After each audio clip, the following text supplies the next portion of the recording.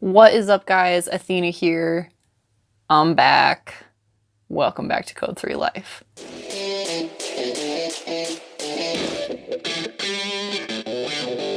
I was gone for a long time. And I was wondering like what I wanted to do to kind of jump back in. I wanted to come back with just a good old-fashioned reaction to a shit show. And that's what I've got for you here. Chicago Fire is probably one of the more requested shows I've noticed in the comments.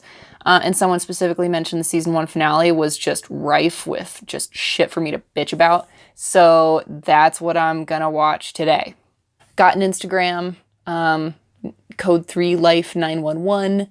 Right now I'm doing Songtober. I don't know if I just like made that up or if I heard about it and then forgot that I heard about it, but basically every day in October I'm going to post a clip of a song from my personal EMS playlist, and it's just a playlist of songs that like fit EMD codes or just like really universal moments in EMS or just like capture how I feel about being a paramedic.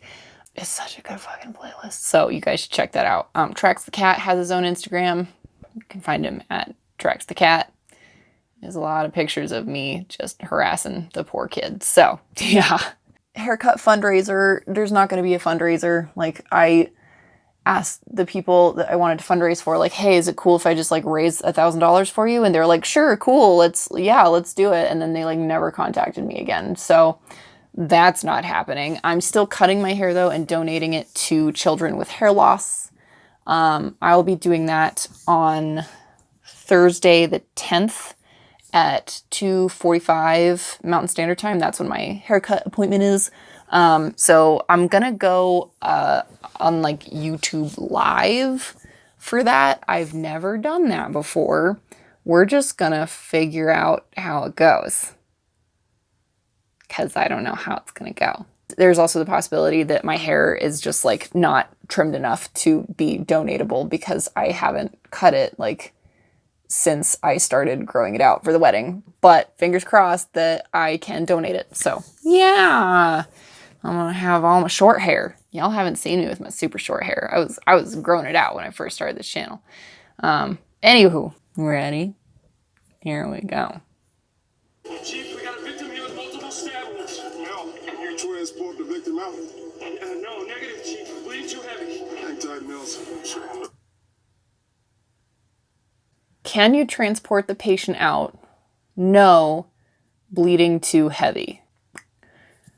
Well, your options are you get the patient out, doing your best to keep pressure on the wounds and like get them out to the ambulance and the rest of the medical equipment, and then get him on the way to a trauma center to get surgery for those wounds, or you just sit on your ass and push on him real hard till he's dead.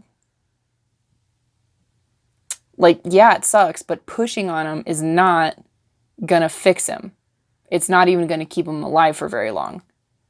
Like, you fix the issue and then move. What's your name? What's your name? Bite me. His name's Randall. Hey there. You got a name?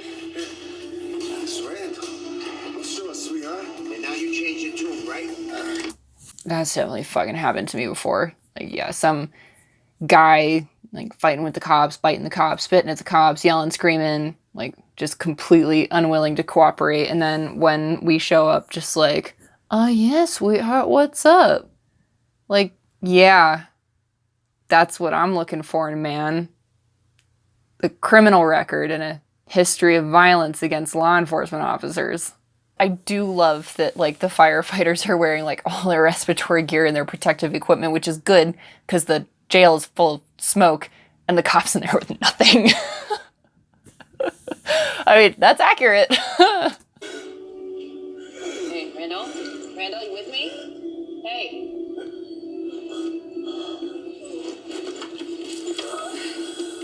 That sound. Did she get to put a needle in someone's chest again? Oh, I can't wait. Yeah, that's Strider. Oh. He's got a hematoma pressing on his trachea. We need to intubate. What? Yeah, you can get a hematoma if you get like stabbed in the neck, and a hematoma is just basically like a bruise or a buildup of blood like underneath the skin somewhere. So you could be like bleeding into the soft tissues of your neck, which could press against the trachea, but he would not be going from like actively flirting to like passing out like in like 10 seconds. Like he's been bleeding for a long time. Intubating would be good. I mean, he's losing his airway, and so you have to get a tube in. Is she gonna try and talk him through it, though? Like other certain shows I've seen in the same franchise? I don't know. We gotta do a nasotracheal intubation. Okay. Give me a size 7 ET tube. Oh, what? Oh boy. So a size 7 is like a sizable ET tube. It's like probably middle of the road-ish. It's standard of care for an orotracheal intubation, which is through the mouth. But through the nose, you gotta go smaller than that. Like in the hospital, they'll always go bigger, but in the field, you go smaller because you're looking for something blind. And if he has got stridor is what happens when your throat closes up. So she's got to get a tube past something so small that it's causing him to make really just horrendously acted stridor. Oh my God. Okay. Hold his head back for me. Do not let Oh my God. We're just going to get through this like 2 seconds at a time. So let's do a quick anatomy lesson. The mouth goes like this, back. The back of the mouth goes like this. And then the throat goes like this. So it's like a bent type of thing. When you are doing a mouth tube, an orotracheal intubation, you want to line those planes up. And that's why you tilt the head back and like lift a little bit, because then it's more like a straight shot right down the throat, and you can look down inside and you can see the vocal cords and get the tube past. You do not have to worry about that during a nasal intubation because you're not looking for anything. And in that case, you want to turn the patient more like this, because so your nostrils don't go back into your head, they go up. So just stick your finger up your nose if you don't believe me. Just they go up, okay? And then they go here under the eyes, and then back down to the back of the throat, and then continue down. So what you're trying to do is you're trying to just like make it curve like this. But if she like has him set it back like this, then it's going to go up into the nose, down, out a little bit, and then back. So she just added an extra curve for herself. And this is a blind procedure. You cannot see what you're doing. So she's got to hit a very small hole. Anyway, she's got a small target that she's trying to hit with a massive fucking tube for the job. And it's smaller than it usually is because he's making those stupid noises.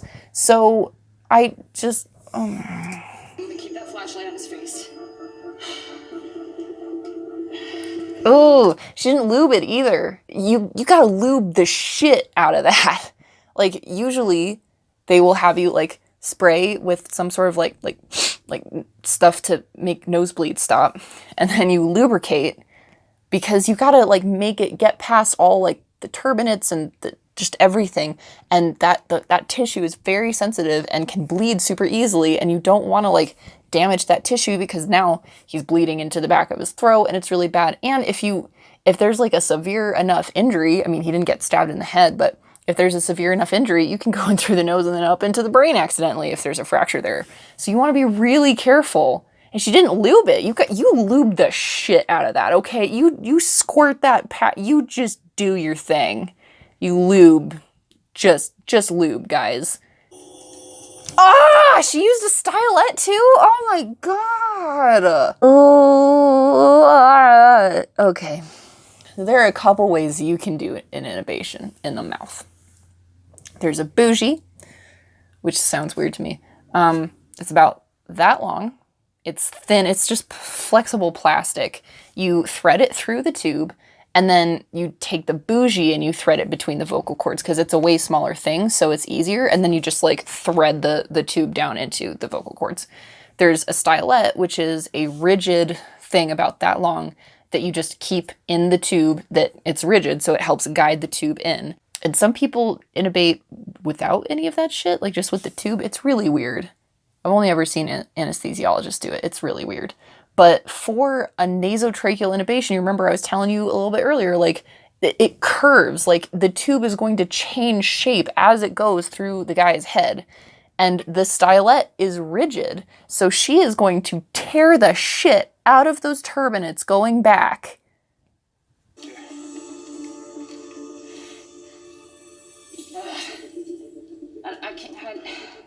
I don't know, I can't tell if it's in the trachea or not. I hear breathing sounds everywhere. I gotta get in there to see. Wait, what? I can't tell if it's in the trachea. There are breathing sounds everywhere. Generally, if you're hearing breath sounds, it's because your patient is breathing. Whether it's on their own or with the help of a bag, if you hear breath sounds, you're incredibly likely to be making the lungs breathe. If you don't hear breath sounds and you hear like gurgles and shit in the stomach area, then yeah, you made it into the esophagus. You pull it and you try it again. Oh my God. What the fuck? Oh God. Ew. Oh God. Why did she put something in her mouth using bloody gloves? Okay, like who hasn't put something in their mouth at some point in their careers on scene? Like I've done it a couple times and I've been reprimanded for every single one. But it's always been with clean gloves when I'm just trying to open some equipment, like before I've touched the patient. And she just took her bloody gloves and brought them to her face and put something in her mouth that she was holding with bloody gloves so that she can tear something, even though she's got an assistant right next to her who could have torn that for her. And I just want to point out, the prison population has a way higher incidence of hepatitis and HIV/AIDS than the general population. Fuck me. What are you gonna do with that, sweetheart? Oh, God. The tear's in the right place. We'll see the light shining through his skin. There you go. Yeah, put it back in. That's a great idea. The idea that she's using isn't like totally wrong. They do have stylets with lights in the end, or maybe it's tubes with lights in the end. They have something with a light. And so you can see it. Like there is not an awful lot between like the outside and your trachea. There's a little bitty bit of membrane and then skin, and that's about it. And so if it's dark enough, you can see light in like coming through the skin from something in the trachea. But she's putting that fucking stylet back in. Alrighty, I love this. Oh, Gabby too. Oh my God. That is also way longer than the actual stylet is to make it from here to here to here to here to here to here. That's way longer than an actual stylet is. Great, love it. Keep it in your pants. This whole thing with Bowden and your mom. I messed up. But I had good intentions. I appreciate that. I just want to point out that no one's breathing for that patient right now. I mean, yeah, like it does kind of kill like the romantic, dramatic shit of like the sound of someone breathing for a patient in the background, like dramatic moments. Like, no, I mean, it doesn't make for sexy drama, but then again, you've got your patient who's just like not breathing while y'all are talking about your feelings. Do not leave his side. No one's breathing for him still. Ay, Christ. Got the report. Is the airway secure? Think so. Sounds are 100%. What? First off, If a doc ever asks a medic, is the airway secure, and the medic says, think so, they're gonna have a new asshole by the end of the day. You do not think with airway, you know. Because if it's not in, you killed the patient. Number one. Number two, think so, SATs are 100%. Then yeah, that'd be a pretty good fucking indication that it's in. Did you try and see if it's in any other ways, like listening to lung? Well, yeah, you did listen to lung sounds, but you heard them everywhere, so you couldn't be sure. Did you try capno? Anything like that? No? Okay, cool.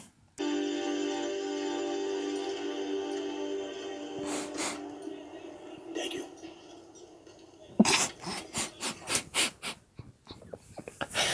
Oh man, that cop fulfilled his dream that day. Cops all secretly want to be firefighters. Firefighters all secretly want to be Captain America. And paramedics all secretly just want to be paid a living wage.